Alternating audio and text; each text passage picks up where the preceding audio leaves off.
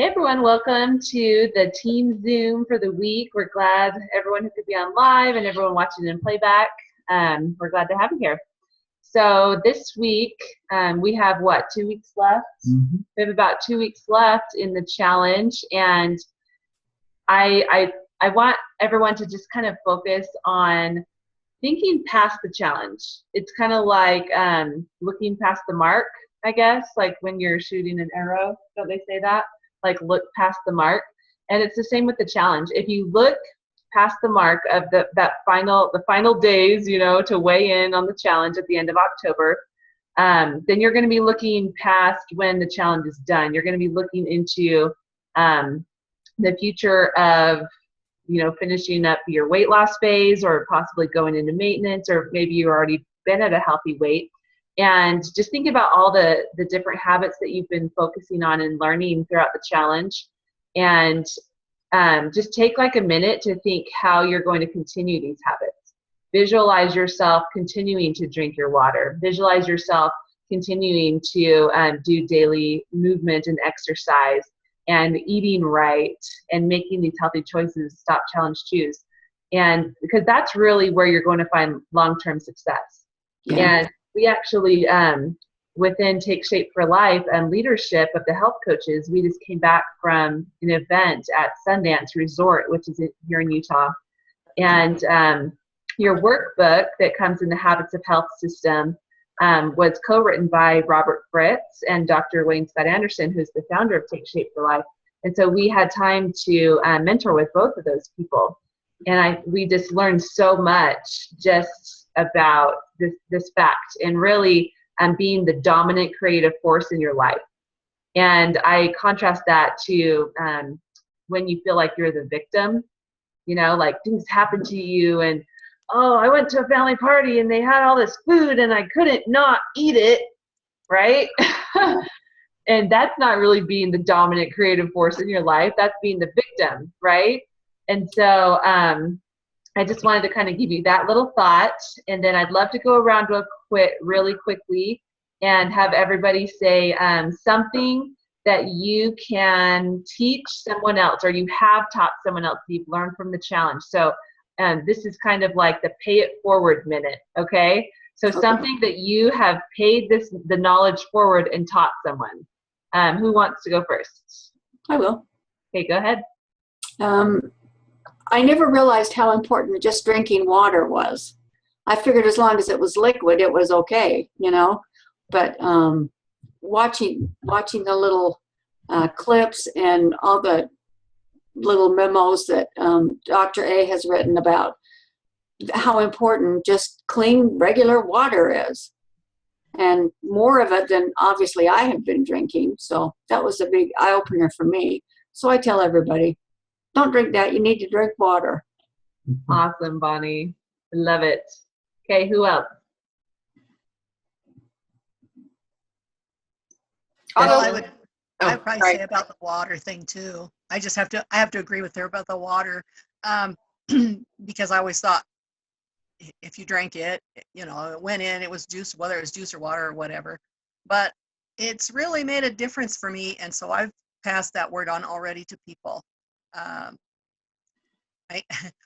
hate to say this out loud, but I had some issues with constipation, and I read somewhere that some guy said, well, if you drink a lot of water, then that will alleviate that problem. And it was just something else that I read besides what Dr. A was talking about and some of the other things that I've heard. And it's just made a huge difference. It's just huge. So your body is made out of water and you just need it. And I didn't realize that we needed so much. I mean, I've always heard 6 to 8 glasses a day, and I have a hard time getting down 1 or 2. And with this, I just guzzle it in the morning, like I said before, about 48 ounces or so before I eat anything. And so that helps me get down more. And I've been working on actually getting more down. When someone else on the challenge mentioned that they drank, what'd she say, 130 ounces of water, I was just went, 130 ounces. But she was just doing it for good health, and so I thought, well, I'll give that a shot. So we'll see how that goes. Yeah. Awesome, Debbie. That's so good. And it's becoming a habit for you, right? Yes. Pretty much. That's And I was awesome. never a water person before, so that's a big Yeah, deal. me For me. too. Either was I. I used to drink a gallon of milk a day, and now I drink. Yeah, exactly right, Jesslyn. I mean, if I were to drink a gallon of milk a day now, I would throw up. Yeah. And I might drink a gallon of milk a year now. I get my dairy servings through Greek yogurt and cheese and things like that now. But I don't. But now if I only get 130 ounces a day now, I feel totally dehydrated. Oh. I'm at about 2 gallons a day, but that's because I exercise a lot too. Yep.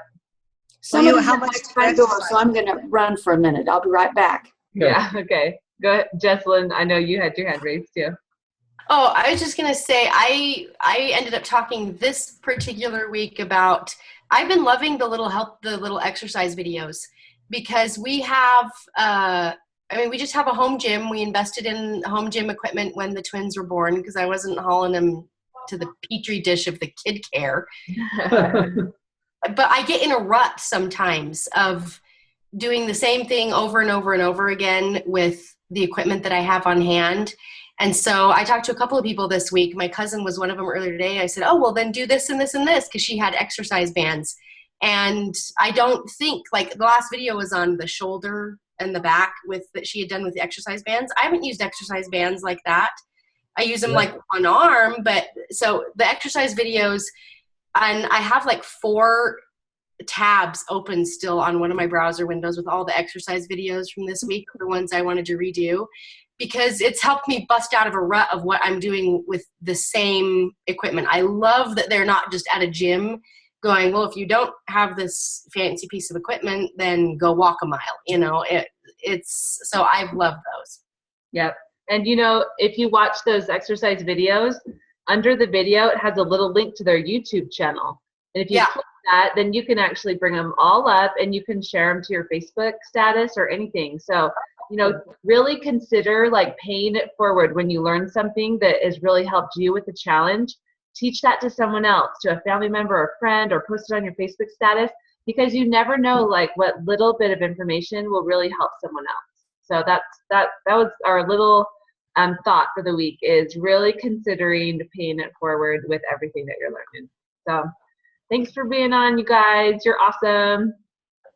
Did I miss anything? Only the secrets of the universe, Bonnie. Probably.